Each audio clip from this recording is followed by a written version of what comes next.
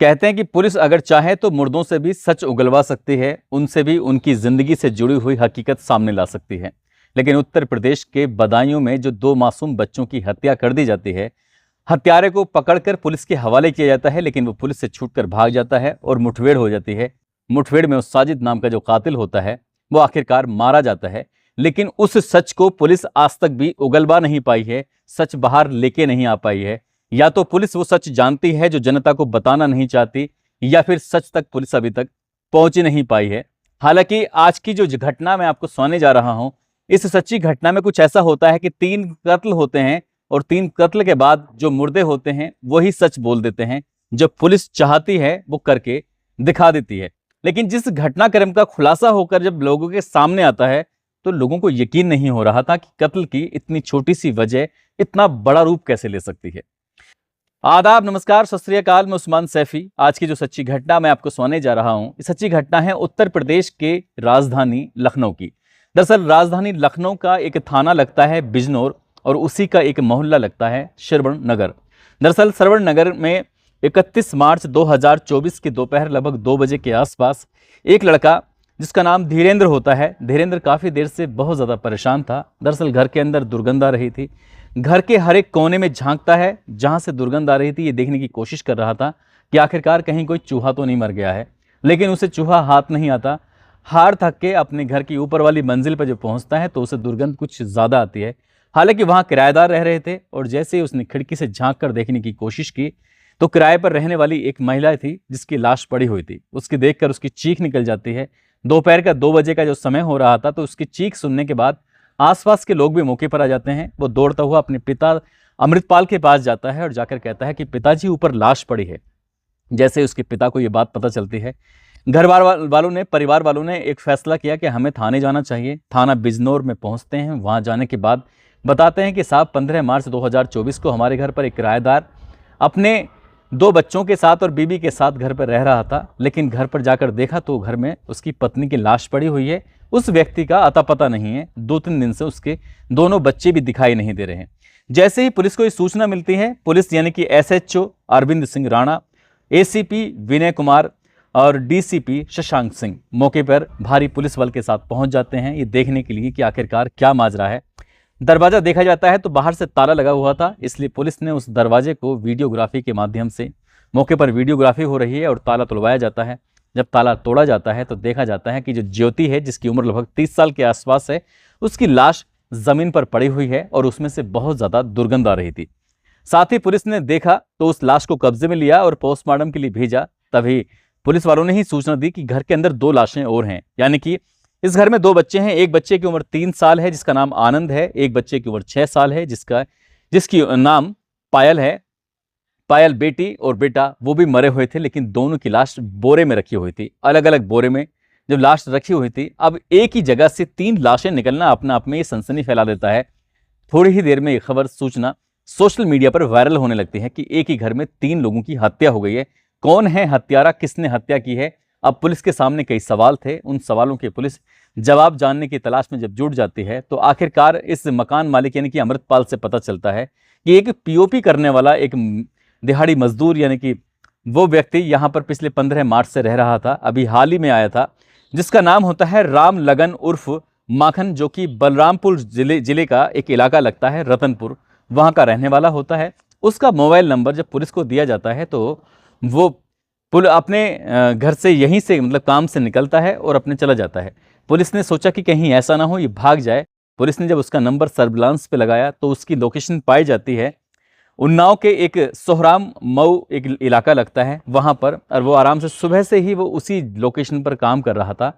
Police ने जाकर उस घर की घेराबंदी की और घेराबंदी करने के बाद जब उस व्यक्ति को पूछा गया कि ये राम लगन उर्फ माखन कौन है, तो उस व्यक्ति ने कहा जी मैं हूँ माखन, क्या बात है, क्या काम है? तो पुलिस ने जब उसे पकड़ा, उसे हिरासत में लिया। हिरासत में लेने के बाद थाने लेके आती है और उससे पूछताछ करती है। जब पूछताछ करती है तो इसी बीच में जो वहाँ पर बाकी मजदूर लोग काम कर रहे थे उन्होंने जब पूछा कि आखिरकार क्या माजरा है, तो पुलिस से ने बताया कि इसने अपने बच्चों की हत्या की है। तो कहते हैं कि साहब ऐसा हो ही नहीं सकता, ये तो समय पर यहाँ पर आता है सुबह और शाम को यहाँ से वापस जा रहा है, ऐसा नहीं हो सकता। लेकिन पुलिस को उनकी बातों पर यकीन नहीं हो रहा था। आखिरकार माखन को थाने लेके जाया जाता है और माखन से पूछा जाता है कि तुमने अपने बच्चों की हत्या क्यों की है, इसके सच के बारे में जो भी सच है उसे बता दो। पुलिस ने जब उसे सख्ती से पूछा तब जाकर वो टूटता है और अपनी कहानी बयां करता है। बताता है कि कई साल पहले उसकी मुलाकात ज्योति से बंबई में हुई थी। वहां मुलाकात के बाद दोनों करीब आए और दोनों के रिश्ते और मजबूत हो गए। वहां कुछ समय रहने के बाद वो उत्तर प्रदेश की राजधानी लखनऊ में आता है और लखनऊ में आने के बाद एक सरोजनी नगर एक इलाका लगता है। सरोजनी नगर का एक गोरी क्षेत्र है, वहां लगभग 4 साल तक वो किराए पर रहा और 4 साल तक किराए पर रहने के बाद उसकी पत्नी से हमेशा एक ही बात को लेकर कहासुनी होती थी। वो पूछता था कि ये जो बच्चे हैं वो किसके हैं, इनका असली बाप कौन है। उसकी पत्नी कहती थी कि असली बाप तो तुम ही हो, लेकिन तुम मुझ पर बेवजह शक करते हो। और इसी बात को देखते हुए इनके घर में आए दिन किसी न किसी बात पर विवाद होता था, झगड़ा होता था। तब इन्होंने अपनी इस गोरी जो जगह थी उस जगह को बदला। वहाँ से हटकर ये बिजनौर थाना क्षेत्र के श्रवण नगर में जाकर रहना शुरू कर देते हैं। और 28 मार्च 2024 की रात को जब ये काम करके वापस अपने घर पहुँचता है तो अपनी पत्नी से बातचीत करने के दौरान उसने फिर वही सवाल कर दिया कि ये बच्चे किसके हैं। मुझे तो लगता है ये बच्चे मेरे है ही नहीं, ना इनकी शक्ल मुझसे मिलती है, ना इनकी आदतें मुझसे मेल खाती हैं। ये बच्चे मेरे नहीं हैं। जब माखन ने बार बार अपनी पत्नी को यही बात कही तो पत्नी से यानी कि ज्योति से उसकी कहासुनी शुरू हो जाती है। और जब कहासुनी शुरू होती है तभी बात हाथापाई तक पहुंच जाती है। वो अपनी पत्नी के गले में एक दुपट्टा डालता है और दुपट्टा डालने के बाद पूरी ताकत से तब तक खींचता रहता है जब तक क्या उसके प्राण नहीं निकल जाते, वो दम नहीं तोड़ देती। वह जैसे ही वो दम तोड़ देती है ज़मीन पर गिर जाती है। उसके बाद उसकी जो हरकतें थीं, उसका जो वहशीपन था, उसके जो खून जो उसके सर पर खून सवार था, वो तब भी शांत नहीं होता है। उसकी बेटी और बेटा आराम से इत्मीनान से सोए हुए थे। पहले उसने अपने बेटे का गला दबाया और उसकी हत्या कर देता है, फिर अपनी बेटी की गला दबाकर हत्या कर देता है। हत्या करने के बाद अब उसके समझ में नहीं आ रहा था कि आखिरकार इन लाशों को कैसे ठिकाने लगाए, इस घर से, इस किराए के मकान से, पहली मंजिल से कैसे इन लाशों को बाहर लेके जाए। उसके घर में 2 बोरी रखी हुई थी। उसने एक बच्चे को बोरी में डाला, दूसरे बच्चे को बोरी में डाला और वो सोचने में लग गया कि आखिरकार कब मौका मिलेगा, कब इन दोनों बच्चों को वो बाहर फेंक के आ जाएगा।